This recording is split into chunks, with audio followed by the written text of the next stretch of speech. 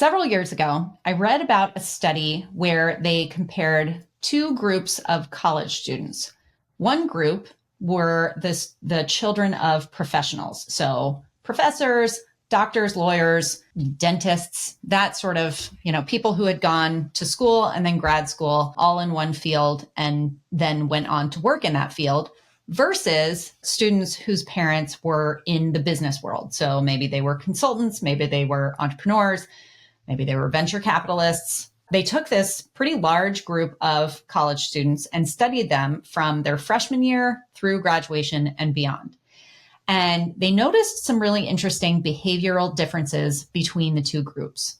First, in the first group, the children of professionals, if those students declared a major or chose a field of study and then took courses toward that field of study and didn't do well in those courses, they would stay in that field of study, stay with their declared major, and just get, remedial help or take the course again or continue to try harder and harder, get tutors, all that sort of thing.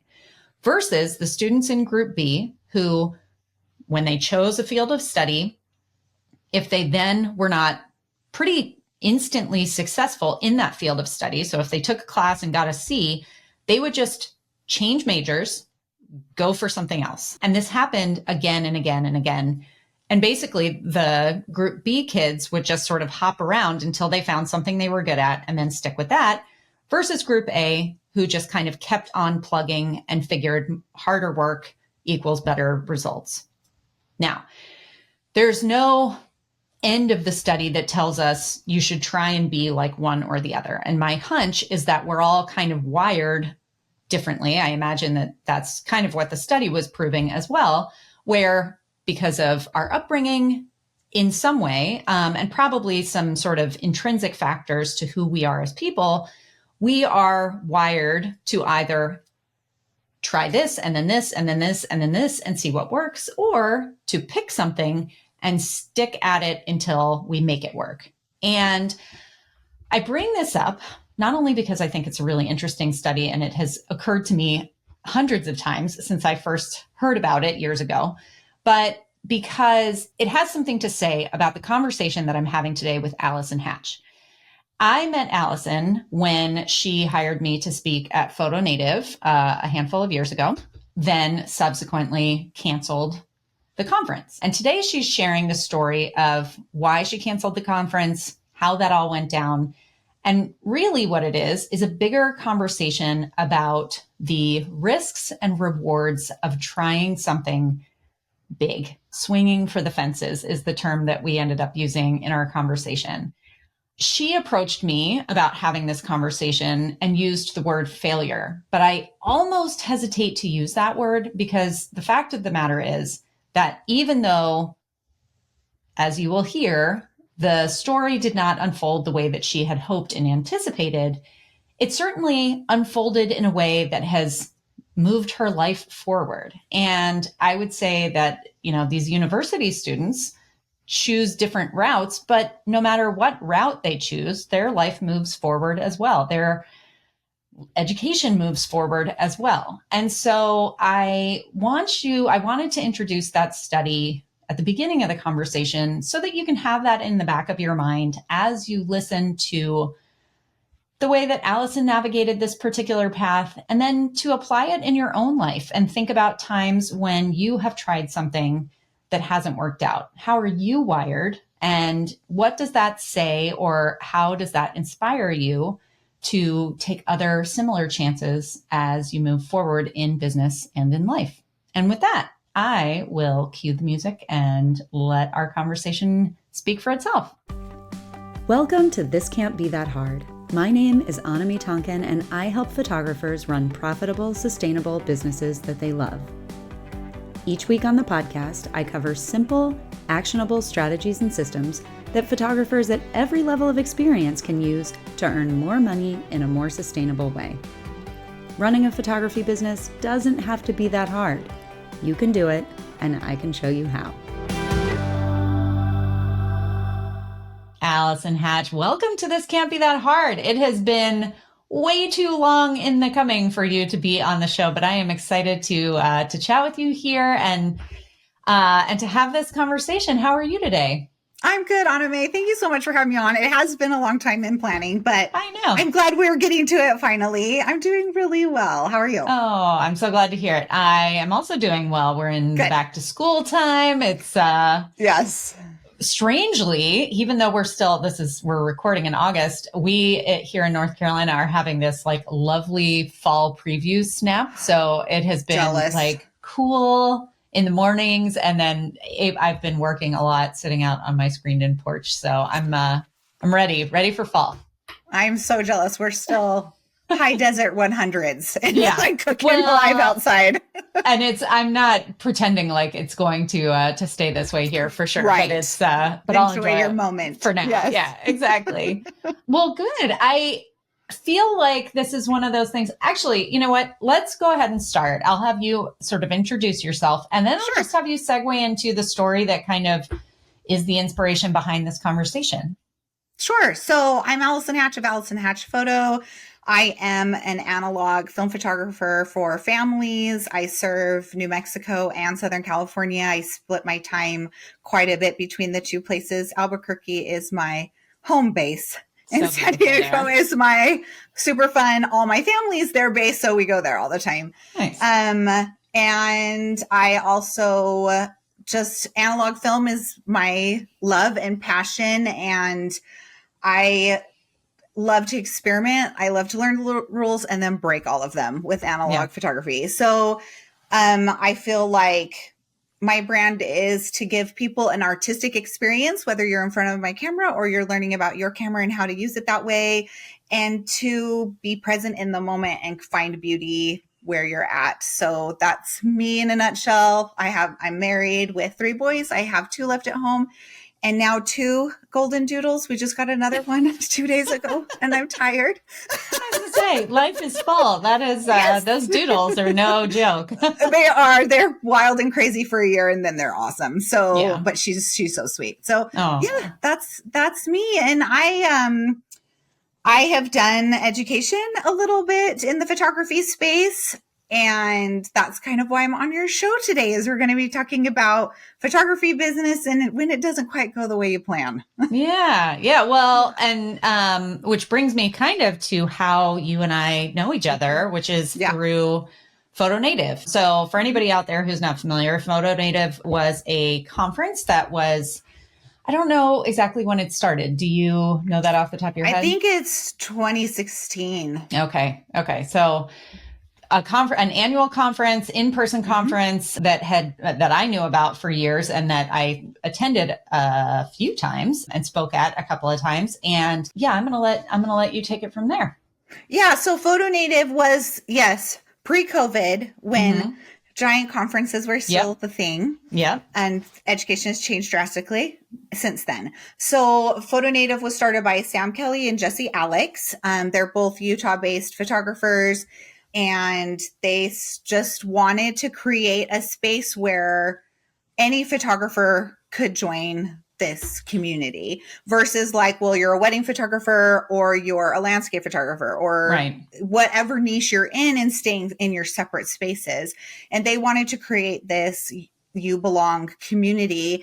And it took off very quickly. It became big very fast with 2 days, with 2 rooms going, full day of different teachers and stylized shoots and being on different locations. They had it at Palm Springs, a couple times in Utah, and then also in Santa Barbara.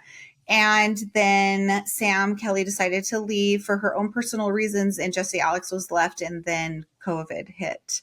And I had attended myself a couple times, and I have done a lot of education stuff. I'm kind of an education junkie. I'm trying to quit that at the moment. I am like Education Anonymous at the moment to try to quit. And I could join.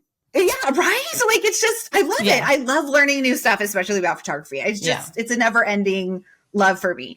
So, I'd been to a lot of education stuff, and Photo Native was my favorite, like hands down. I learned so much. I grew so much as a person. I met so many amazing people that the friendships just continued. And COVID hit and they tried to do an online version of it and it just fell apart. Sure. And I know Jessie had some personal things happen in her life and she wasn't going to be able to continue with Photo Native. And I don't know if it was the COVID crazies that we all had of like dreaming of different things besides sitting in our houses for months and months on end. But I just felt this need that I needed to reach out to her and take over this conference. And it would not leave me alone for a year. Amazing. And so I know. So I finally was like, okay, universe, I'm going to do this. I get it. So I reached out to her and I acquired it from her and I tried to start it back up after COVID. And I did the exact same. I just took their method, their recipe and recreated it. We did it in Palm Springs, all the shoots, the 2 different the rooms with the different teachers the whole time in all the different niches. And we did it in Palm Springs. It was absolutely so much fun, so much work, and a massive, massive financial fail for me. Just massive. Yeah. Yeah. I, having spent 6 years also running a conference, when I was, one of the co-founders of the Family Narrative and enjoyed every minute of that. And also never felt like the work got easier. I've talked to a lot of people who run conferences and it is just, it's one of those funny things where with my photography business, in the beginning, everything feels hard. You're constantly like chasing your tail. Every step of the process feels new and it is new and you're, learning. But after a while, you start to hit your stride and you're like, okay, I know what I'm doing here. And I have a system for this and a system for that. And I've got all my ducks in a row. And it wasn't that with a conference, we weren't able to build systems. It's just that every single year, and we only hosted it once a year, and ours was a lot smaller than Photo Native. It felt like the same mountain to climb in terms of figuring out all the logistical details, filling the seats, all the different things. And every year we were kind of rebuilding the website and repackaging and finding new teachers and all the different things. So I hear you on, and this was the same people doing it over and over again versus like trying to hand off between 2 founders and then down to 1 and then COVID. And then, so anyway, all that to say, I 100% understand what you were up against and am like, it is funny, you say like, the universe kept saying this to me. And it's like, I know, but I bet you probably, if you hadn't ever run a conference before, you had very little idea what you were signing up for. I was very naive. Yes, Sure. I will admit I was very naive. It felt like, well, how could it not do as well? It has this massive following. Like you said, everybody, if you're a photographer, you've been around for a while anyway, you know what Photo Native is. Sure. You've heard of it at least. And I thought if you build it, they will come. And it was just so naive of me completely. I just didn't have the business sense yet to understand the changes that needed to be made. I don't know if, honestly, unless you're very business savvy with what COVID had changed in the photography education space, how to adjust post-COVID. Oh, yeah. Yeah. And everyone has in all kinds of industries, but certainly in the like photo conference industry, it's a bit of trial and error. But unlike with a photo shoot or trying to get your feet under you with like, we're going to do porch portraits or whatever, if you're doing that, if you risk it and it doesn't come together, then you're out a Saturday or a few social media posts or a newsletter versus trying to host a conference. And there are a lot of very real costs associated with renting a venue and paying speakers and flying to a place and all the different pieces. Yeah. Yeah, totally. And I wasn't naive about that. I knew financially what I was getting myself into. And I wouldn't have done it if I knew that if I failed miserably, it wouldn't financially crush me. Sure. It would financially suck and really hurt a lot. But it wouldn't ruin us as a family. Or else I never would have taken the risk. But I knew it was a very massive risk. And I still felt really good about doing it. And so I felt so good about all of it. Creating it was so much work because, like you said, it changes so much. And I didn't have any help. It was just handed to me and be like, okay, there you go. Because I really cannot deal with this right now in my life. And so I was all alone dealing with it and had to just kind of learn on my own, learn by doing. Yeah. So it was a lot of work. And when it happened, it felt like as we were getting closer, I knew it wasn't going to financially pay off. And that was starting to get really hard. And afterwards, I was like crushed. I was just crushed because it was like, I felt so impressed to do this. Why? Why did I feel so impressed to do this? I felt so good about it. I put on a very good conference. Everyone who was there said it was great. They loved it. They learned a lot. They met amazing people. They really enjoyed themselves, on and on and on. So why? Why did it happen? I felt so emotionally just mortified and very alone and just like, oh, this is so terrible. And now that I have a lot of space and perspective to look back on the situation, I did not fail. And failure is something that, I mean, if you look at babies, toddlers learning to walk, if they just fell down one time and they're like, that sucked, they're never going to learn to walk. They're never going to get up and try again. And they don't understand that what they did was a fail. And they have this drive to do something. So they're going to keep trying to do that. Mm-hmm. And we culturally learn that failure is a bad thing. It's embarrassing. It's shameful. You should never do it. Like we avoid it like the plague. Mm-hmm. And it's just not a part of life to live that way. Failure is life, especially, well, it's a part of life, especially if you're a business owner. If you want to be successful at anything, you've got to step outside of your bubble of safety to be able to achieve that. I mean, we've all heard there's no risk, no reward. Mm-hmm. And you have to take risks to get the big rewards. And that's what I was doing. I was taking a big risk. It could have been a really big reward financially, but it wasn't. But emotionally, artistically, personally, it was the biggest win for me ever. Like ever. I was just this little family photographer who didn't really know anybody. And I know everybody. And I'm not nervous to get online. I'm not nervous to put myself out there. I changed so much as a photographer, my personal style and what I want to be as an artist. All of that came through my experience with Photo Native.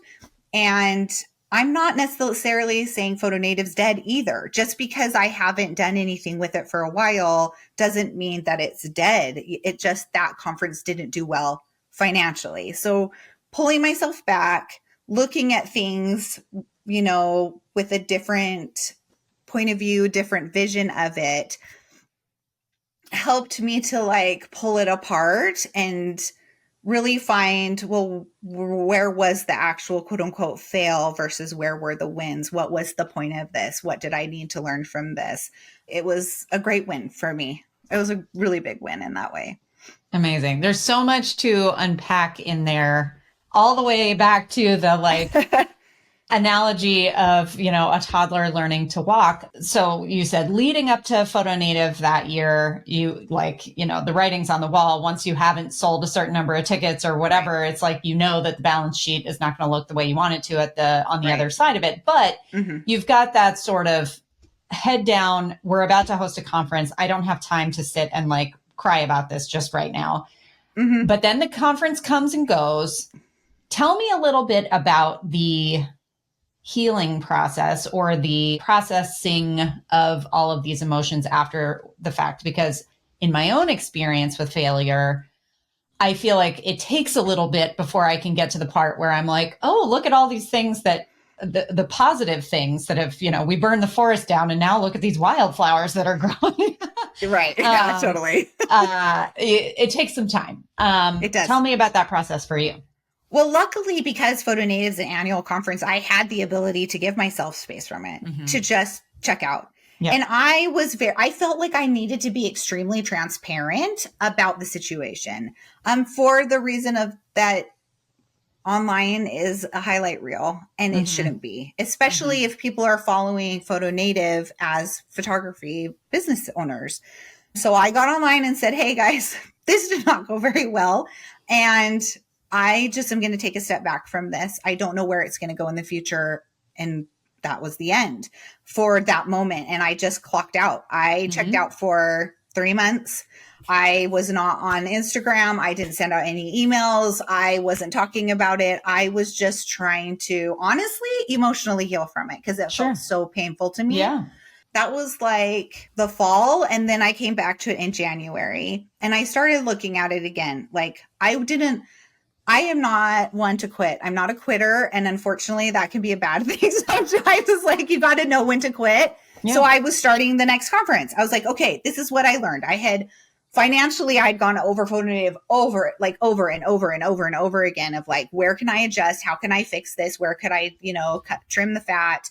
Where could I gain some more profits? Right. So I was starting to build a totally different conference based off of that information. And as I was doing it, I was like, this is never going to work. This is just not going to work. I'm up against, people being able to do small workshop retreats, being able to travel to destinations around the world, working with one specific photographer that is like your, idol versus a generalized conference. And I knew that just was not going to play out. And so I felt like I failed again. And I took a step back and I was like, okay, how is this not a failure? I've got to get over this. How does this not feel so bad to me anymore? So I started making myself look at it that way. How could this not be painful? Where is the goodness in this experience that hurts at the moment? How can I change that, flip it around? And I started to look back at those things of friendships that I've made, photographers that I would never have talked to before, like my idols that I can now just like email or send a DM and we could get on a call and talk about things. And that, the experimentation I did with my photography, that I've met people in the actual film processing, like world, like lab owners and Kodak and all this stuff of like, I have done so much stuff. And that's when I started to do that. So removing the shame from it, saying, it is my fault, but it's not me. Does that make sense? Removing you as the failure versus this was a failure was such a big part for me. And then starting to be able to process things and turning it around. Yeah. Well, and the thing that really strikes me in this is sort of the origin story where you were saying you were thinking, they had announced that Photo Native was closing and you had that little voice in your head that was like, maybe this is I'm going to take this over. There are so many people who would hear that call in their hearts or their minds and they would ignore it because of fear of failure, of hard work, of putting themselves out there, actually is probably the crux of it, into that spot of vulnerability, because taking ownership of something that is public, it's in the public eye to a certain degree. It is a financial risk. It's a time commitment, all these different things. And it's not a guarantee, as is everything in life. And I think that my favorite part about this story for all of us is just the reminder that these big swings, although they do carry risk, and sometimes that risk turns into what feels like failure or disaster in the moment. Even still, it's like that whole shoot for whatever. I always get confused by this statement because I'm like, if I shoot for the moon, the stars are farther away. I'm too literal about it. But it is like that, in that if you're just like, well, I'll play a small game, you're never going to be able to make those steps forward because you're just going to stay in your small little bubble. And so even though the financial fallout of this one particular conference wasn't what you had planned and hoped for, it had all these other side benefits, including moving you so much farther down the game board that it's hard to even imagine where you would be if you had said no back then. Absolutely. Absolutely. It's true. I did swing for the fences with this one. And if you are someone who hasn't done anything like that and you had this impression before, ignoring it, I don't think would be a bad thing. I think that if you are ready to start taking risks, don't take over a massive financial something. Start with something small that's outside of your comfort zone. I don't think as business owners, you're ever going to get anywhere unless you're willing to do something like that. You're willing to put the offer out there, spend the time creating the offer, put the offer out there. And if it doesn't work out, you've learned from it. So starting smaller with those smaller, quote unquote, fails. I call them soft fails versus like a hard fail. I know I talked about this with you before in our emails, is that there's two kinds of failure, right? Like you can fail and quit. And that's it. You're like, that hurt so much. I don't want to do this ever again. I'm never going to put myself out there. And you won't ever get anywhere. That you're going to stay in your little comfort zone. If you put yourself out there and you doesn't work out and you fail, but you learn from it, you adjust and try again, then it's just a soft fail. You're continually trying to grow. You're trying to expand. You're trying to reach for your goals. And I think that's really the best moral to the story. I know Photo Native sounds like it was a hard fail because I haven't put out another one, but I don't feel like that way. I feel like I've learned so much and I've adjusted and I'm trying different things in my business in different ways versus doing a big old conference. Yeah. So yeah, that's kind of what I would say to people who are having like big impressions. Just start small if you haven't done anything before and see how it goes. Yeah. Oh, and I certainly would never encourage someone to bite off more than they are willing to chew, because that will make you choke.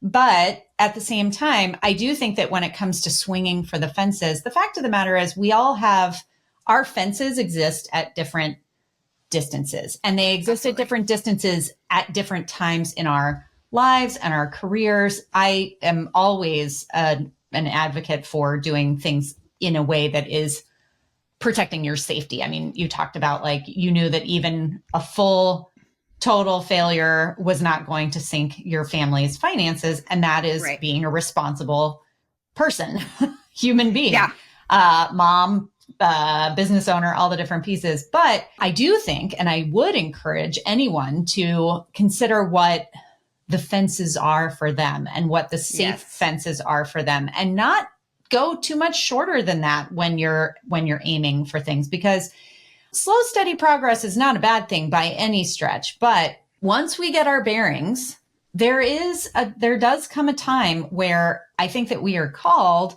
to push ourselves. And it is in that pushing that even in the worst case scenario, even if whatever it is that you're aiming and hoping for does not happen the way that you anticipate it will. I mean, you say, maybe somebody says Photo Native, it was a hard fail because I'm not doing it right now, but you carry the spirit of that with you, including having this conversation on a podcast that is then going to go and illustrate for all these photographers all around the world, this idea that failure is part of business. It is part of, certainly it's part of life, but it is most definitely like if we waited to know for sure that something was going to succeed before we did it, we would never get anything done. Never. You'd never. Certainly art would never get created. No. Yeah. You have to be willing for it to be messy. You have to be willing for it to not turn out the way you want. I feel like being a family photographer, I have had a lot of practice in that on a very small scale is that I make a plan for my sessions. I even draw out different poses. I have my different things that I want to accomplish. And I go to the session with the plan that it will all fall apart. Yeah. Absolutely. You know that. And family sessions, man. Exactly. Yeah. So if you have that mindset of, I'm going to work really hard, but this may completely fall apart, but that's okay because I'm still going to get great images, right? We still get fantastic images for our clients. You're still going to get something fantastic out of it. Like just being able to learn or adjust or just tweak it enough so that the next time it does have a great launch. You do make the money that you were hoping to make, or whatever goal you're Right. trying to achieve. Right. And I mean, actually, family photography is a really good kind of corollary to something like you take over a conference that's been successful in the past, but you don't have control over the fact that COVID happened and then really impacted the way that conferences in the photography industry exist. I mean, that was one of these, like, who could have predicted that, but would have predicted that. And then family photography is the same way. You can go in with all the plans that you want. And like the mom is like, the 2-year-old's going to be terrible. And then the 7-year-old goes bananas and, you know, you're left with, and it starts pouring rain halfway through. I mean, you know, there's so many different variables. So yeah, totally. Being able to roll with the punches is one of our superpowers as photographers. And certainly you're a film photographer. I mean, add that to the mix. Oh, it's fun. I like the uncertainty. Maybe I'm inviting this into my life, the fail, because with film, I definitely get some that didn't turn out very well. But yeah, I think that also to remember that the people you may be looking up to have failed. There's no way they haven't. There's just no way. Successful people are willing to fail and keep trying. And the ones who are unsuccessful aren't. And that's really kind of the recipe for success is just try, keep trying, put yourself and be okay with not making it that one time you tried.